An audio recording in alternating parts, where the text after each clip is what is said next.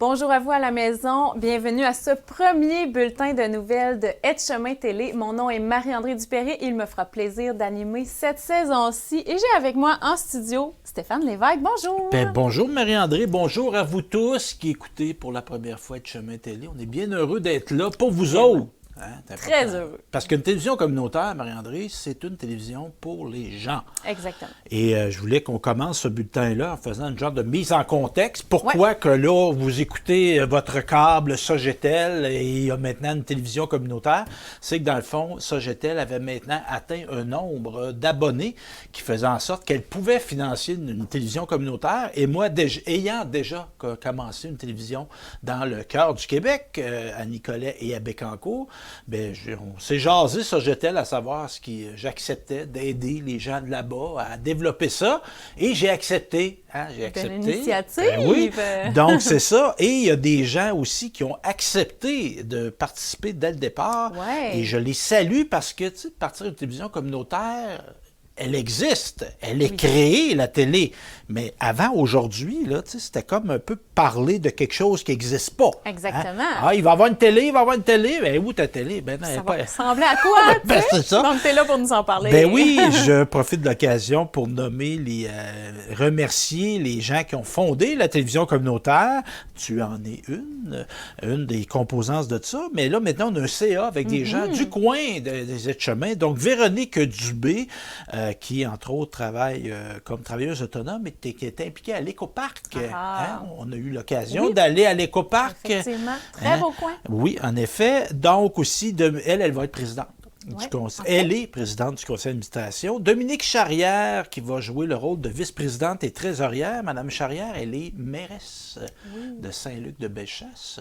C'est toi qui l'avais rencontrée, je pense. Je lui ai parlé au téléphone. J'avais Oui. rencontré l'ex-directrice générale de la municipalité. Oui, OK. effectivement. Et Audrey Mercier, qui est de Nouvel Essor, elle va agir à titre de secrétaire. Donc, Nouvel Essor, un organisme qui vient en aide avec les gens vivant avec un handicap. Ouais.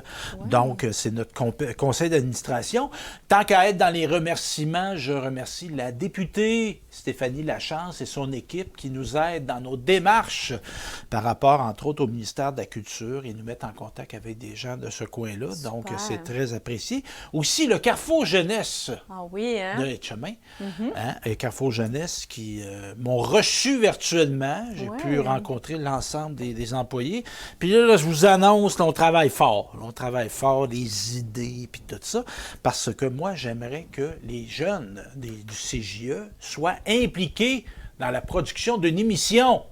Fait que si tu fréquentes le Carrefour Jeunesse Emploi ou tu le fréquentes pas, ben vas-y. Vas-y, parce que ça se pourrait qu'il y ait une émission qui concerne le Carrefour Jeunesse. Belle opportunité, ça, pour des jeunes.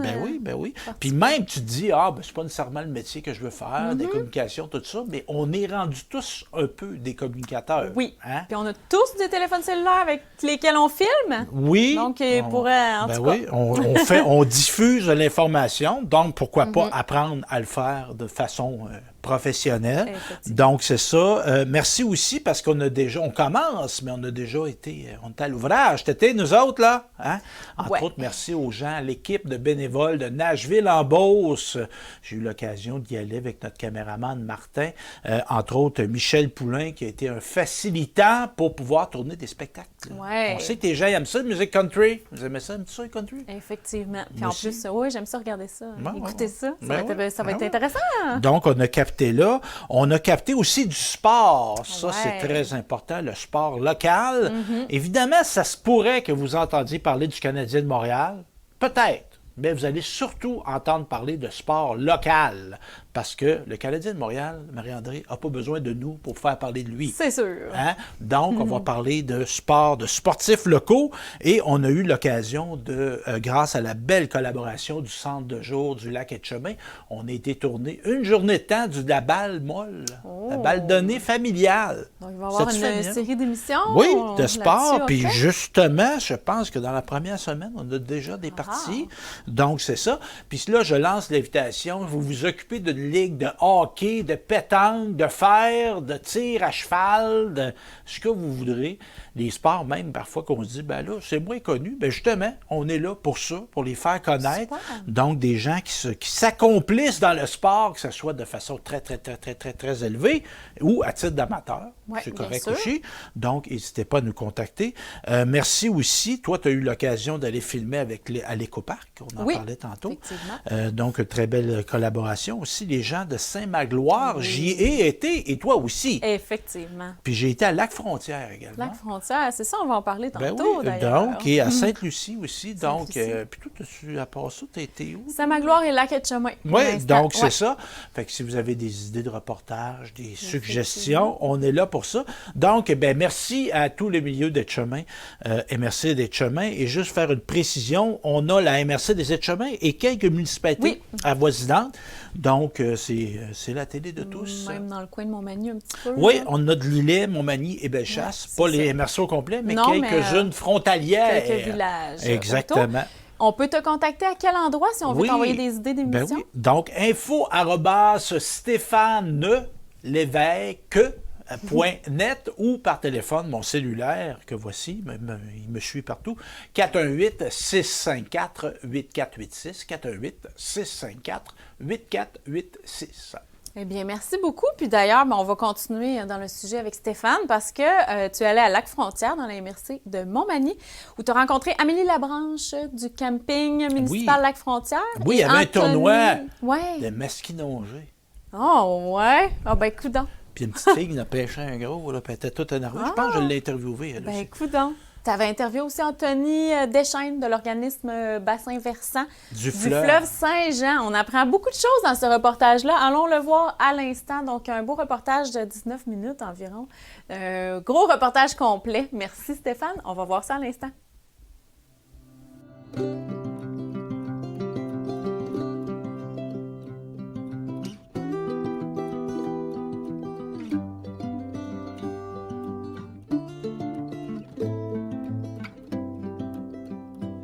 Amélie Labranche, ici, physiquement, on est à quel endroit? Au camping municipal Lac-Frontière. Lac-Frontière, donc on a une entité municipale, il y a saisonniers, je présume. Est-ce qu'on peut aussi louer à la journée? Oui. Prendre un emplacement?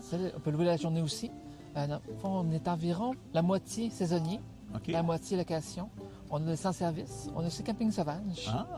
Puis on a combien d'emplacements au total, approximativement? Autour de 80-90 emplacements. Quand même. Et là, évidemment, 20 et 21 juin, on se parle, on est le 21 juin, puis ça continue demain aussi. Je pense que c'est le dévoilement des résultats. C'est quoi qui se passe? C'est un tournoi? On appelle ça un tournoi? Oui. Un tournoi de masquinongé. Exactement. OK. Puis ça consiste en quoi, un tournoi de masquinongé? Dans le fond, c'est la pêche masquinongée, qui est un poisson qui n'est pas beaucoup développé dans la région. Il y a juste ici. OK. Dans le fond, il a réintégré le poisson il y a plusieurs années. OK. C'est sûr que c'était avant que moi je sois en fonction. OK. Je ne sais pas quelle date précisément. Ouais. Mais ils ont intégré le masquinongé dans les poissons. Anciennement, c'était l'orbe-fontaine qui était ici. OK. Fait que là, c'est un poisson qui est assez vigoureux et assez long, là. Parce que là, évidemment, tantôt, j'ai vu ça. Il y a une dame qui avait pêché, puis là, elle venait le peser, puis elle venait le mesurer, tout ça. Oui. Ça peut aller jusqu'à quelle grandeur, un masquinongé?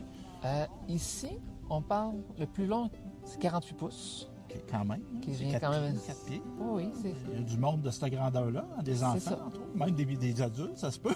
c'est comme le record. OK. Sinon, remise à l'eau en bas de 30 pouces. OK, pour maintenir l'espèce, dans le C'est ça. fond. Puis, est-ce qu'il y a des gens qui le consomment ou c'est plus un poisson de pêche? C'est là, beaucoup plus un poisson pour l'action. OK. Il y en a qui le pêchent. OK. Il y a quelqu'un, entre autres, qui a essayé de fumer. OK. Sinon, fish and chip aussi, c'est quand même très populaire. OK. C'est un poisson quand même très fibreux. Donc, une fois cuit, il se défait à la fourchette. OK. Puis évidemment, lorsqu'on organise des événements comme ça, on a des partenaires. J'ai vu une feuille de partenaires. C'est qui collabore à cet événement-là? En fait, c'est beaucoup les marchés locaux. OK. Donc, on a Dan Chasse à Saint-Camille. On a Marché Sainte-Lucie. OK. Doyon et Frères à Saint-Fabien. On a aussi des dépanneurs au pied de la rue. OK. que je suis pas du coin, donc. Oui, c'est pas grave. Dépanneur, donc c'est ça. Puis on donne aux gens aussi de l'organisme du bassin versant du fleuve Saint-Jean, quelque chose comme ça. Donc, qui collabore. Et il y a combien de participants habituellement au tournoi? La fois cette année, on est environ à 60, mais c'est pas encore fini. Quand même.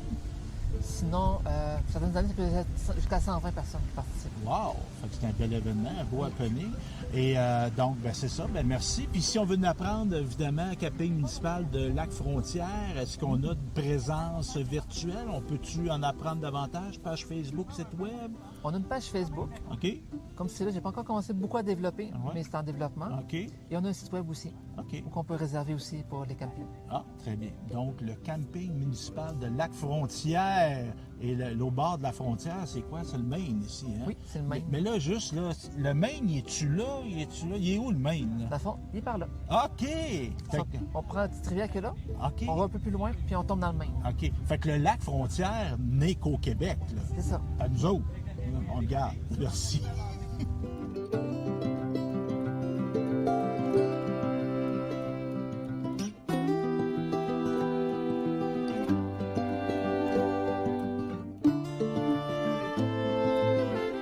L'année passée, j'avais le deuxième prix, puis il y avait 3 livres de plus mon poisson que le premier. On va le remettre ça dans le...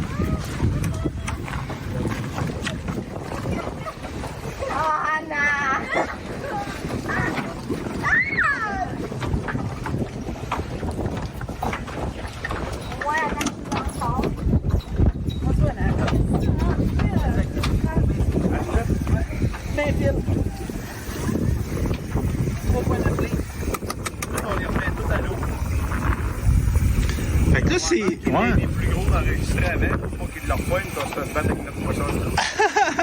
Puis ça, là, je vous pose des questions, je suis en train de vous filmer, ça ne dérange pas. Le type de pêche que c'est. Moi, j'ai pêché de la truite dans ma vie, du brochet un peu aussi, de la chigan. C'est-tu un combat qui ressemble à la chigan un peu? Non. Non? La chigan, C'est-tu combatif? OK. Oui, c'est combatif. Mais c'est agressif comme poisson. Ça prend des leurres qui les énervent, qui les tapent ses nerfs. Là. Ça ne mord pas nécessairement parce que ça a faim. OK. Fait qu'il faut qu'il soit attiré. Puis au niveau de la pêche de la journée, c'est-tu mieux le matin, fin de journée, plein cœur de la journée?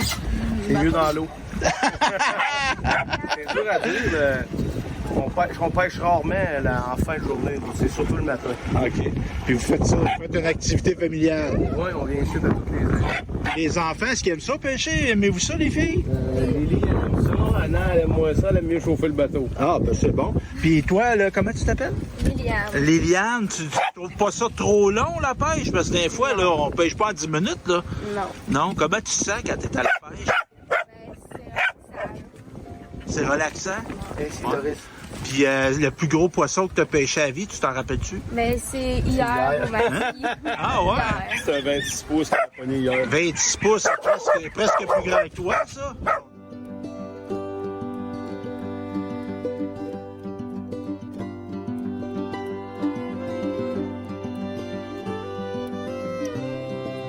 Je suis avec Anthony Deschênes. De quel organisme que t'es, toi, Anthony? De l'organisme bassin versant du fleuve Saint-Jean. Fleuve Saint-Jean. Puis là, on est ici à Lac-Frontière. Oui. On est dans la MRC Montmagny, je crois. Oui, c'est ça, on est dans l'amorcé de Montmagny. Et là, fleuve Saint-Jean, moi, dans ma tête, il y a le fleuve Saint-Laurent. Le fleuve Saint-Jean, c'est où, ça? On se trouve présentement dans le fleuve Saint-Jean. Dans le fond, la partie, on l'appelle la partie québécoise. Il y a 13 du fleuve Saint-Jean qui est au Québec. C'est vraiment la tête du bassin versant. OK. Alors, ça va partir du Témiscouata et monter jusqu'à Saint-Zacharie dans Etchemin. Alors, c'est un très grand bassin versant qui suit la ligne de la frontière avec les États-Unis. Avec le Et- Maine. avec le Maine. OK. Et toute notre eau va se déverser justement vers le Maine et le Nouveau-Brunswick.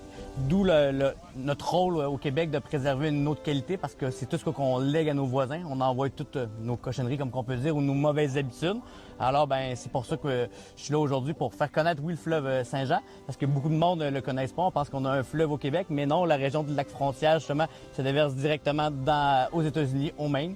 Puis elle va parcourir un très long parcours. Elle va aller se vider à la fin dans la baie de Fundy, à Saint John. OK. On parle au-delà de 600 km de cours d'eau Alors, ben vraiment, notre responsabilité en tant que Québécois qui habite le fleuve Saint-Jean, ben, c'est de préserver la qualité de l'environnement parce que sinon, ben, c'est un legs qu'on fait à nos voisins, justement avec les espèces exotiques envahissantes, la mauvaise qualité d'eau, etc. Puis là, ta présence au moment où on est là, ben on se parle, c'est le 21 juin. Tu étais présent aussi hier, le 20 juin, à l'occasion. Ici, on appelle ça quoi? C'est un tournoi de pêche. En tout cas, Oui. on pêche les masquinongés, on les mesure, on les pèse, puis on les remet à l'eau. Mais pourquoi tu étais ici en particulier? Moi, je suis ici parce que depuis 2017, au fleuve Saint-Jean, on a fait la découverte de 2 espèces exotiques envahissantes qui sont basées présentement au Témiscouata. Fait qu'on parle du Myriophylle aipi, qui est souvent appelée la plante zombie. C'est OK. une plante qui vient d'Asie et qui va se revêtir par bouturage. Ça veut dire, c'est pour ça qu'on l'appelle par une plante zombie. Ça veut dire qu'une hélice qui passe dans un herbier, dans les plantes dans le lac, va faire des petits fragments. Ces fragments-là vont refaire toutes des nouvelles plantes. Par la suite, ils vont s'installer dans un nouveau milieu. Et même la plante va relâcher des mini-clones déjà prêts avec ses racines sur l'eau pour aller coloniser les autres plants d'eau. Quand ça arrive dans un milieu, ben toute la biodiversité, les autres plantes vont disparaître et ça devient tellement compact que la navigation en bateau n'en vient presque impossible. On va faire du surplace en rivière en pagayant. Vu que l'eau devient très stagnante, l'eau réchauffe. On parle de la baignade aussi qui devient problématique. Ça tue un lac. Ben ça va vraiment l'étouffer. Ça va diminuer l'oxygène, ça va diminuer la température va augmenter. Fait que ça va faire changer les populations de poissons. Ça va mettre plus à l'avant les poissons tolérants. Ça veut dire si on pense à la perche, au masquinongé, au détriment d'autres espèces plus sensibles comme l'ombre de fontaine. Okay. Et nous, pourquoi qu'on est là ici aujourd'hui vraiment? Ben pour ce lac-là ici, au lac Frontière, ben il fait que 3,5 mètres environ de profondeur. Pas très profond. Pas très profond. Et la Myriophylle aipi a la possibilité de s'établir jusqu'à 5 mètres de profondeur. Donc, quand j'arrive avec mon embarcation, j'arrive d'un autre lac, etc., l'importance de bien nettoyer, c'est ça? Oui, c'est ça. C'est justement pour ça qu'on était là hier à l'arrivée des pêcheurs. Il y en avait beaucoup qui arrivaient hier. Fait qu'on était là pour montrer les bonnes habitudes de lavage d'embarcation. Qu'est-ce qui est très bien dans Montmagny, on a quelques stations de lavage, dont celle de Lac-Frontière et de Sainte-Lucie, qui sont totalement gratuites. Beaucoup d'endroits au Québec s'en viennent avec des prix qui sont assez élevés, même pour la mise à l'eau, les stations de lavage. Alors, ben on lance notre chapeau à la municipalité de Lac-Frontière et Sainte-Lucie de donner ça gratuitement. Alors, nous, l'OBV, ben, pour faire de la sensibilisation autant aux personnes qui s'occupent du camping qu'à la population, mais aussi aux pêcheurs, ben, on est là pour montrer les bonnes habitudes. Et on a aussi eu la mauvaise nouvelle il y a 2 ans au lac Témiscouata de découvrir la moule zébrée. Alors, avant, on pouvait penser qu'avec une inspection visuelle, on pouvait voir les plantes, on verrait un fragment. Mais là, la moule zébrée, elle se reproduit par larves et les larves sont invisibles à l'œil. Alors, notre bateau peut être collé de larves et si on ne le nettoie pas, ben, on va contaminer le prochain lac dans lequel on s'en va. Ben, il est propre, mon bateau. Moi, là, j'ai pas besoin de le laver, mais c'est comme tu dis, c'est pas visible. Non, c'est pas visible. Puis, exemple, si je vais dans les stations où ce que tu me parlais, les 2 localités qu'on les avait. Oui, Lac-Frontière, Sainte-Lucie, il y a 2 stations. Donc, moi, j'ai jamais lavé ça, un bateau. Il y a peut-être des gens qui n'ont jamais lavé ça non plus. C'est quoi? On va appliquer de l'eau, on va brosser. Est-ce qu'on met des produits aussi spéciaux? Il n'y a pas de produits spéciaux à mettre. Dépendant de l'espèce qu'on vise, il va y avoir différentes méthodes, mais on va parler de la plus efficace. Ça veut dire, elle, pour la moule zébrée, c'est des stations à l'eau chaude. Ça veut dire à plus de 60 degrés et avec une force en PSI, que je me rappelle pas de mémoire, mais on parle d'environ 5000 PSI. On parle d'une grosse force. C'est un peu un jet de pompier. Oui, mais c'est ça, vraiment comme un gros jet de pression. On lance pas ça comme d'eau bénite. Non, c'est pas comme avec la piscine de jardin. Fait que c'est pour ça qu'on dit aux gens, même s'ils disent je me suis lavé chez nous, oui, mais la pression et l'eau chaude n'étaient pas disponibles, probablement. Et c'est pour ça qu'on répète toujours les 3 mêmes choses pour nettoyer l'embarcation, c'est laver, vider, sécher. C'est beau laver, mais s'il reste de l'eau dans tous les compartiments, ben l'espèce, la moule zébrée, pourrait survivre. On parle de jusqu'à 18 jours s'il reste de l'humidité pour que l'espèce puisse survivre en dehors de l'eau. Alors, il faut vraiment user de précaution de ce côté-là. Et là, quand on parle de larves, ben là, on ne parle plus juste des bateaux à pêche. On parle des paddles, on parle des kayaks, on parle de tout ce qui est en contact à l'eau. Parce que là, moi, je fais du paddleboard. Il me semble que ça me concerne pas. C'est pas vrai, ça me concerne. Oui, parce que là, on a comme le réflexe embarcation moteur. Mais comme tu dis, ça peut être d'un canot, ça peut être d'un paddleboard. Ça peut être un cola qu'on a rempli d'eau pour mettre un poisson. Ben même, je dirais même, tu sais, on se baigne, on a des flotteurs, j'ai une veste de sauvetage. ce qui est souhaitable d'emporter. Je dis Oui, pas oui. emporter, mais ça aussi, c'est à laver. Ben, c'est ça, si tout- ça est en contact avec l'eau. Si c'est en contact avec l'eau, Les pagaies. il faudrait tout nettoyer, Ok. oui, ça correctement. C'est sûr qu'il faut pas faire de zèle non plus. Là, on parle pour la moule zébrée qui fait des larves, mais Ok. il faudrait, par exemple, si vous allez une fin de semaine avec vos enfants dans un lac et ça va pas avant une semaine, 2 semaines, Ah, elle meurt. elle va mourir par Ok, le séchage. ok. Et quand elle est exposée au soleil pendant une grande période aussi, fait que si tu veux pas, oui, il faut laver. On va rincer après, comme toujours bon de rincer. Des fois, il y a des particules dans le lac, le pollen. Fait qu'on rince les équipements comme qu'on le fait d'habitude, puis on les laisse bien sécher avant la prochaine utilisation. Fait que c'est comme une méthode de prévention qui est pas avec le nettoyage. On pourrait pas nettoyer un ballon de plage avec une dose à pression, Oh oui. mais on va bien le nettoyer, bien l'essuyer. Et vous parliez des paddles, ben c'est encore plus important les paddles parce que un bateau de pêche, c'est rare qu'il va faire 2 plans d'eau dans une même journée. Il va partir du lac Frontière, qu'il va s'en aller au Parce que ça fleuve. reste que c'est un peu de trouble. là. C'est un peu de trouble. Tu sais que quand t'es rendu, ben, tu fais ta journée là. Mais Tandis c'est qu'un ça. paddle. Ben c'est ça, puis c'est facile sors, d'accès ben oui. aussi. On n'a pas besoin d'une descente de bateau. On peut se mettre à l'eau n'importe où et on peut aussi en faire plus qu'un lac. Fait que si on arrive à un endroit, on est sur juste son paddle, puis le soir on change de plan d'eau. C'est sûr que si on avait des moules zébrés, on vient de l'épandre. Fait que c'est encore plus important dans un équipement individuel de bien nettoyer. L'eau rentre dans l'intérieur des kayaks, ça veut dire qu'il y a possibilité, c'est la même chose avec un Zodiac. Alors, on privilège vraiment d'avoir des nettoyages à l'eau chaude. Présentement, les stations ici sont à l'eau froide, mais ils vont être mis à l'eau chaude très prochainement. Fait que le gars s'en vient. Et ce type de lac-là, puis tu parles de plantes envahissantes, d'espèces envahissantes, on entend plus parler, mais est-ce que c'est un phénomène qui est plus présent parce que vous l'étudiez scientifiquement, vous, à l'organisme du bassin versant du fleuve Saint-Jean? Est-ce que c'est parce qu'on en parle plus ou il y en a plus? Premièrement, c'est sûr que quand on cherche pas quelque chose, on le trouve pas. Ben, Alors, il comme faut le les. trouble. Quand C'est on ça. le cherche pas, on le trouve pas. Ben, c'est ça. Fait que c'est un petit peu, il faut chercher pour le trouver. Fait que Ouais. on a certains systèmes d'alerte qui sont lancés. On sait qu'il y a d'autres espèces qui sont rentrées. Par exemple, je pourrais parler du cladocère épineux qui est en Abitibi. Fait qu'on le connaît qui pourrait s'en venir dans nos lacs. Alors, on a un œil ouvert, mais jusqu'à un certain moment, avant qu'on les connaisse pas, on pouvait pas les chercher. Là, maintenant, les gens sont beaucoup plus sensibilisés. Il existe beaucoup de choses aussi par rapport à méthode de signalement. Les gouvernements ont mis des choses en place. Alors, ça permet d'avoir des yeux sur le terrain. C'est pour ça que nous, on a, au lac Frontière, on a ce qu'on appelle un programme qui s'appelle Sentinelle. Alors, on fait affaire avec des riverains qui sont nos yeux sur le terrain. Ça va être eux qui vont se promener à chaque semaine, noter les herbiers, noter l'érosion, les cyanobactéries. Et si jamais il y a quelque chose qui sort de l'ordinaire, ben, ils nous contactent et là, on peut se déplacer. Parce qu'au fleuve Saint-Jean, il faut présenter qu'on a plusieurs lacs. On a une dizaine de lacs de plus de 10 km de grand. Le lac Témiscamingue fait 40 km. Et on a, en Chaudière-Appalaches, c'est des plus petits lacs, mais il y en a des très, très nombreux. oui, fait qu'on peut pas être, on peut pas être partout. On a besoin des citoyens. Je salue le travail de ces bénévoles-là. Oui. Puis tu travailles pour ton lac aussi.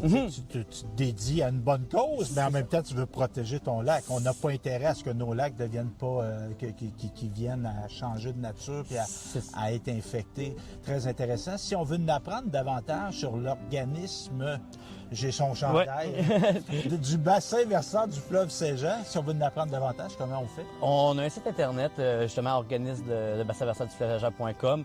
On vient juste de remettre à jour, fait que c'est une mine d'informations si vous voulez en apprendre plus sur les espèces exotiques, mais aussi on travaille beaucoup sur la santé des lacs, fait qu'on travaille aussi ici avec le comité de lacs, fait qu'on a une série de documents, fait qu'on a un carnet de santé sur le lac Frontière, on en a pour une vingtaine de lacs du bassin versant, fait que si vous voulez en apprendre plus sur les lacs ou sur la région précise de lac Frontière, ben je vous invite à aller sur notre site internet, ils sont tous disponibles et ben nous on travaille en collaboration avec les comités de lacs justement pour préserver cette richesse-là qui sont nos lacs et ben c'est pour ça qu'on est là aussi pour parler de navigation. La ville a fait un code de navigation sur le lac. On est là pour parler des bonnes habitudes. Ça veut dire que même chose, le lac, même s'il n'y a pas d'espèces exotiques, il présente des signes de vieillissement accélérés. Je vous explique un petit peu.